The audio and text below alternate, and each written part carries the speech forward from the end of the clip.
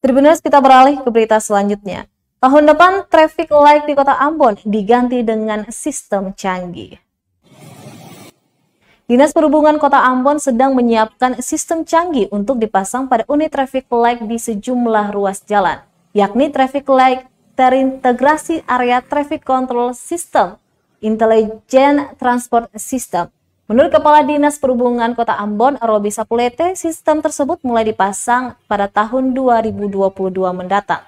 Lanjutnya, tujuan pemasangan ETCS ITS tersebut guna meningkatkan keselamatan bagi masyarakat yang berkendara. Selain itu, pemasangan juga diharapkan dapat mengoptimalkan siklus lampu lalu lintas dan mengurangi antrian kendaraan di persimpangan jalan.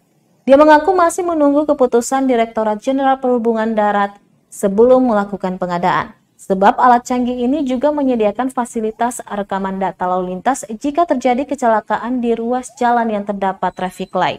Sistem lalu lintas ini juga bisa mengatur waktu sinyal di persimpangan secara responsif.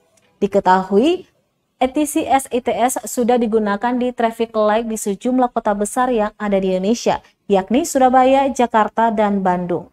Sehingga Kota Ambon juga diharapkan dapat segera membuat traffic light terintegrasi ETCS ITS dalam waktu dekat.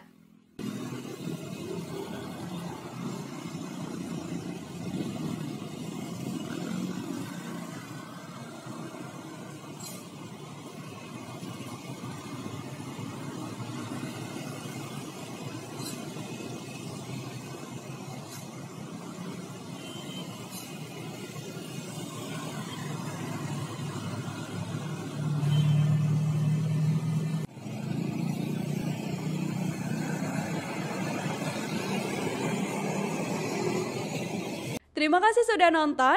Jangan lupa like, subscribe, dan share ya.